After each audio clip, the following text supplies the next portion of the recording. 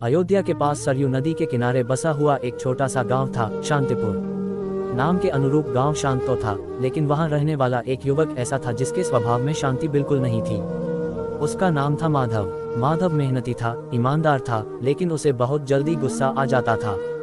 छोटी छोटी बातों पर वह क्रोधित हो उठता, कभी माता पिता पर, कभी मित्रों पर और कभी स्वयं अपने भाग्य पर। गुस्से के कारण उसका काम बिगड़ जाता, रिश्ते खराब हो जाते और बाद में पछतावे के अलावा उसके हाथ कुछ नहीं आता। गांव में एक वृद्ध साधु रहते थे, रामदास जी। कहा जाता था कि उन्होंने अपना पूरा जीवन श्री राम के आदर्शों को समझने और जीने में लगाया था। एक दिन माधव अत्यंत क्रोधित अवस्था में उनके आश्रम पहुंचा। पहली भेंट रामदास जी ने शांत स्वर में पूछा, वत्स, तुम्हारे चेहरे पर इतनी अग्नि क्यों जल रही है? माधव फूट पड़ा, बाबा, मैं चाहकर भी गुस्सा नहीं रोक पाता। लोग गलत करते हैं, मेरा अपमान करते हैं और मेरा क्रोध फूट पड़ता है। रामदास जी मुस्कुराए, यदि तुम सच में क्रोध से मुक्ति चाहते हो तो श्रीराम की 5 बातों को अपने जीवन में उतारो। ये 5 बातें जो याद रखेगा उसके जीवन में क्रोध ठहर नहीं पाएगा। माधव ने हाथ जोड़ लिए, बाबा, कृपा कर मुझे वे 5 बातें बताइए। पहली बात, परिस्थिति को स्वीकार करना। रामदास जी बोले, श्रीराम ने जीवन में कितने ही कष्ट सहे, वनवास, पिता की मृत्यु, सीता हरण, पर उन्होंने कभी परिस्थितियों पर क्रोध नहीं किया। उन्होंने स्वीकार किया कि जो हो रहा है वही इस समय आवश्यक है। उन्होंने आगे कहा, क्रोध तब आता है जब हम कहते हैं ऐसा नहीं होना चाहिए था। माधव सोच में पड़ गया। रामदास जी बोले, जब अगली बार कोई बात तुम्हारे मन के विरुद्ध हो तो बस इतना कह देना, मैं इसे स्वीकार करता हूँ। स्वीकार में क्रोध गल जाता है। दूसरी बात, वाणी पर संयम। रामदास जी ने एक दीपक जलाया और बोले, देखो वत्स, दीपक की लौ छोटी है, लेकिन यदि हाथ लगा दो तो जलन होगी। वाणी भी वैसी ही होती है। उन्होंने बताया, श्रीराम कभी क्रोध में भी कठोर शब्द नहीं बोलते थे। उन्होंने कहा था, कटु वचन शस्त्र से भी अधिक घाव देते हैं। माधव ने स्वीकार किया, मैं गुस्से में बहुत कुछ बोल जाता हूँ, बाद में पछताता हूँ। रामदास जी बोले, जब क्रोध आए तो मौन धारण करो, शब्दों को बाहर मत आने दो। मौन क्रोध का सबसे बड़ा शत्रु है।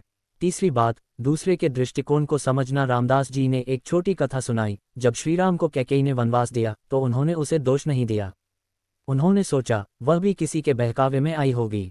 उन्होंने माधव से कहा, जब कोई तुम्हें चोट पहुंचाए तो ये सोचो, शायद वह स्वयं दुखी है, इसलिए ऐसा कर रहा है। माधव को अपने कई झगड़े याद आ गए जहां उसने बिना समझे क्रोध कर लिया था। चौथी बात, अहंकार का त्याग। रामदास जी गंभीर होकर बोले, क्रोध का सबसे बड़ा कारण है अहंकार। मेरी बात क्यों नहीं मानी गई? मेरा अपमान कैसे हुआ? उन्होंने कहा, श्रीराम राजा होकर भी स्वयं को सेवक मानते थे। जहां अहंकार नहीं वहां क्रोध नहीं। माधव ने सिर झुका लिया। रामदास जी बोले, हर दिन स्वयं से कहना, मैं सबसे बड़ा नहीं हूं, मैं सीखने आया हूं। ये वाक्य क्रोध को जड़ से काट देता है। पांचवी बात, क्षमा को शक्ति समझना। अब रामदास जी की आंखों में विशेष तेज था। उन्होंने कहा, श्रीराम ने रावण जैसे शत्रु को भी अंतिम समय में ज्ञान दिया। उन्होंने सिखाया, क्षमा कमजोरी नहीं, सबसे बड़ी शक्ति है। उन्होंने माधव से पूछा, तुम किसे दंड देकर अधिक दुखी करते हो, उसे या स्वयं को? माधव की आंखें भर आईं। रामदास जी बोले, क्षमा करने से सामने वाला नहीं, तुम्हारा मन मुक्त होता है। परिवर्तन की शुरुआत। माधव ने उन 5 बातों को मन में बांध लिया। परिस्थिति को स्वीकार करना, वाणी पर संयम, दूसरे को समझने का प्रयास, अहंकार का त्याग, क्षमा को अपनाना। अगले दिनों में जब भी उसे क्रोध आता वह श्रीराम को स्मरण करता। एक दिन गांव में किसी ने उसे अपशब्द कह दिए। पहले जहां वह हाथ उठा लेता था, आज उसने गहरी सांस ली और मौन रहा। उसे आश्चर्य हुआ, क्रोध आया लेकिन टिक नहीं पाया। कहानी का संदेश, कुछ महीनों में माधव पूरी तरह बदल चुका था। वही लोग जो उससे डरते थे अब उसका सम्मान करने लगे।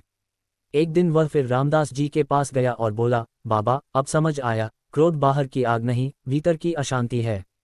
और श्रीराम के ये 5 सूत्र उस अशांति को शांति में बदल देते हैं। रामदास जी मुस्कुराए, वत्स, जिसने